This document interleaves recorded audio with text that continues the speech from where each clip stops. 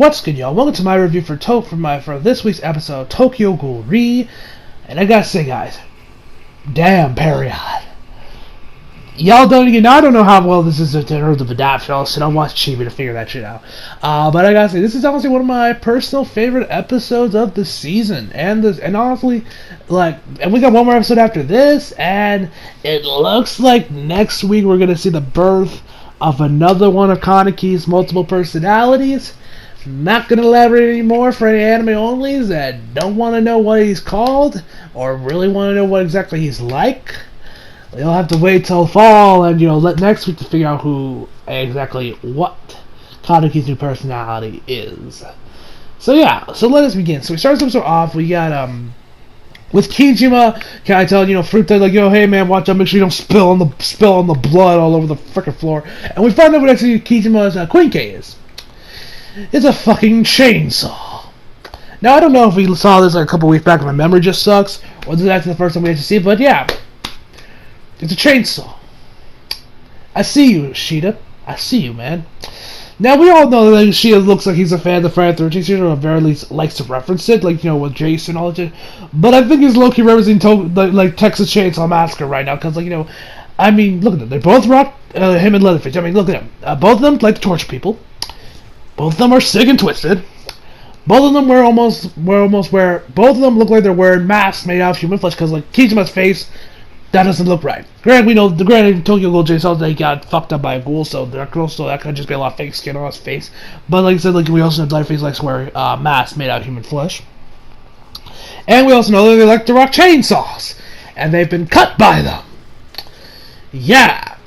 I don't know if this is just a coincidence of me just putting together this and Friday enough Texas Chainsaw back, or she's low-key referencing Texas Chainsaw right now. I don't know. And the way what happened later on, there was a 3 out of 5 with destination shit up in this episode a couple times. But let's begin. So, after that, we got to see Heise and, the crew of the project, working together to tell them, hey, do take care of these guys. Do see them working together. Which is, let me tell you something about one of the crew members. Actually, Shirazu. In case you guys are wondering why Shirazu actually cut his hair, the reason actually is that behind that is actually apparently in Japanese culture, cutting your hair represented, I don't know all the details, I could just be paraphrasing, so I might not be a little bit wrong, so you can do research yourself.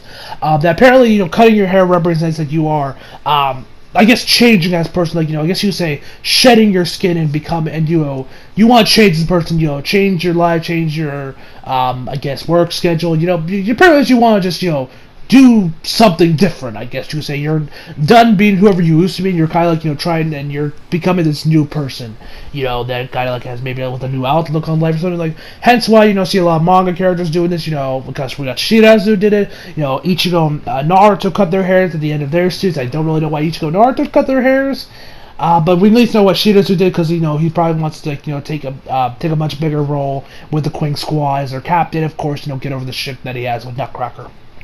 And not one use because it reminds her of his sister. So yeah, after that we get we get some stuff with Tsukiyama where we see him and pretty much him and his butlers, Matsumi I believe her name was. Pretty much tells Tsukiyama, you're gonna get to the roof, to the helipad, the helicopter will come and pick you up. We're gonna try and buy you some time. And he asks her hey, can you make me why are you not wearing your mask? Can you make me a promise that you're gonna come back alive? And she says, and then we get this quick little flashback to when I guess they were kids, where he the guy's promise and he puts her hand on top of Tsukiyama's and then kisses it and kisses it. She says, nah, I can't promise that, and Tsukiyama's sad by this, so he ends up going to the roof, and so then we see, Heise and the crew, they're pretty much, walking down this hallway, taking out all these ghouls, and, we then see Heise, just pretty much he takes off his jacket, his white jacket, and then just jumps out the window and climbs up the roof like Spider-Man, and then Psycho says, the CCG's ninja. I love the little bits of comedy in TG, it's pretty fun, CCG now. He has him running up the one, man. It would only be better if it was his arms flying back hot Naruto or something. Anyway, then we see him. Then we see Heise just chill on the roof, and then we see Tsukiyama goes up to his word and then meets Heise, and he's like, "What is this, a comedy?" And so then Heise tells him please surrender. If you can surrender right now, I can maybe convince the CCG to let me go, since you'd be in my custody like you did with Hinami, to maybe I guess try to keep them alive, I guess, before the CCG ends up just killing them off. And so, and Skiyama says, I'm not surrendering. Then we get a fight between those two, and it's absolutely glorious. Art animations overall pretty good between their duel. And this is when during that fight, Skiyama pretty just completely forgets about Kaneki. He's not letting, he just thinks of them as two separate people at this point, where you might have Kaneki's body, but you're not Kaneki. You are indeed Heisei Satsuki, so I'm going to treat you like you're not Kaneki. Probably mean he would probably kill him, but I don't think he would really go that far because it's still because Kaneki is still in there.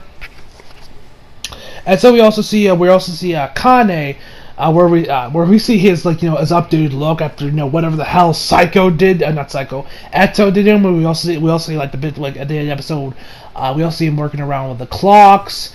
And with clocks, and where this room with clocks, he repeats and then Eto says some phrase, and then he repeats he says women, time, cruel, weird shit like that. And we also see that his eyes are actually sewed shut, and his mouth is too, but it's not complete. So he can still his eyes are still open, he can see through them, but minus the lines. And his mouth still works, it still functions normally. It just for some reason it's kind of sewed in there, but I don't really see what the point of that was. And also another part, we also see, we see that this man's and there's a lot of dismemberment in this episode, a lot of dismemberment.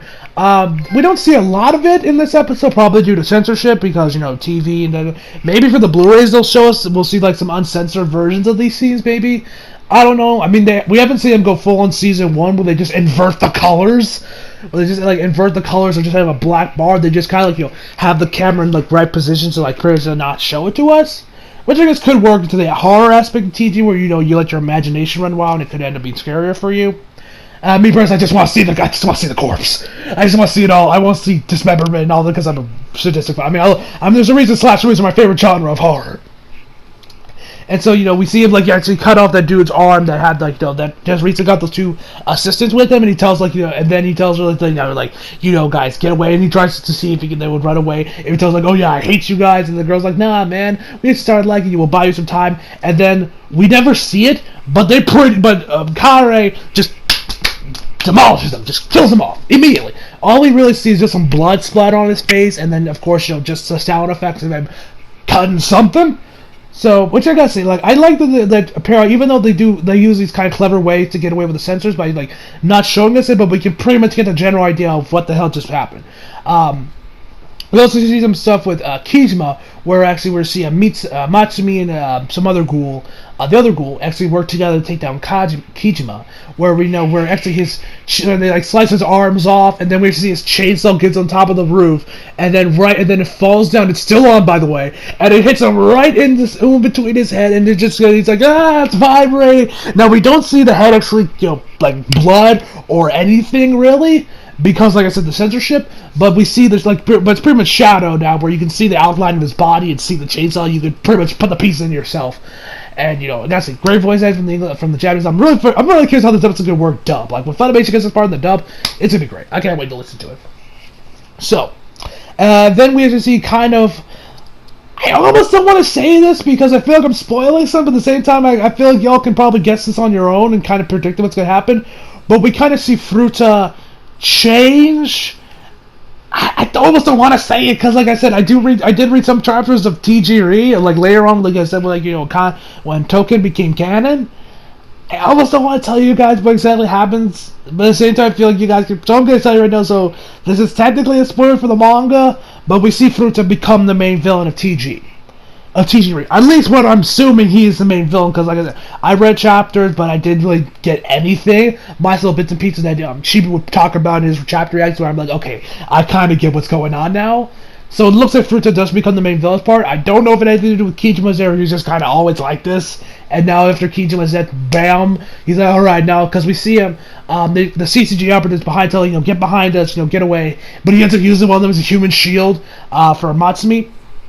And then we see actually Hairu, I believe is how you pronounce her name, the pink haired girl that demolishes ghouls.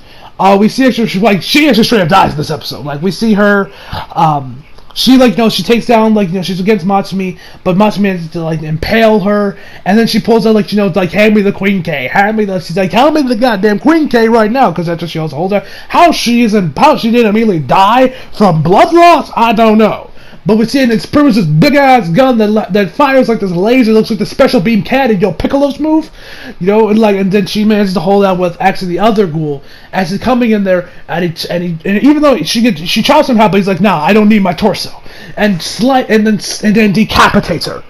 I'm assuming because we never see her head. Her head was cropped out throughout the whole story from when the cut happened to when she fell down. So I'm assuming that she got killed. Like I said, there's a lot of dismemberment in this episode. And so, after that, we'll also see the CCG with Shirazu and the other ghouls. We actually see them. We also see him go against this other ghoul, which I'm guessing is part of. I believe he was part of Eto's group. I forget his name. I think he was in season 2, by the way. Where we see we see ghoul regenerations pretty much on Kaneki's level, where we see they get even though they slice a ghoul in half, they kind of their limbs or nerves or whatever kind of connect them back together and put them back on, kind of like we saw in Rude. Yes, I know Rude isn't canon, but I don't have anything else in teacher to compare it to. Like in Rude, when Kaneki's shoulders got destroyed and they kind of just reappeared like that. It kind of reminds me of that. We also see this with Kane when he loses some limbs. We also see Heiza, he loses an arm too. Don't know if that's actually a reference to Star Wars, because, Luke Skywalker and Anakin. I feel like that might have just been a coincidence. I'm just, putting shit together. I probably didn't, Sheena didn't even really plan on having stuff being compared to.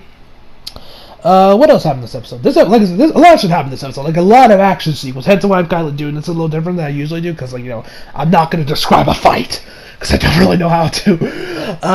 But yeah, the art animation of this episode was overall pretty good. I didn't really notice any parts where the art looked a little off, although granted there probably was. And like I said, Paris does a decent job hiding parts that look where the art animation looks a little bad. Unlike Toei with Super. And if you guys watch my Super reviews, you guys know I talk about the art animation a lot. Yeah, I think that's about. We see. We also see. So we actually see Shirazu actually use his Queen K, where it's actually with Nutcracker, and it pretty much looks like a lightsaber almost. It kind of has this globe to it, which looks.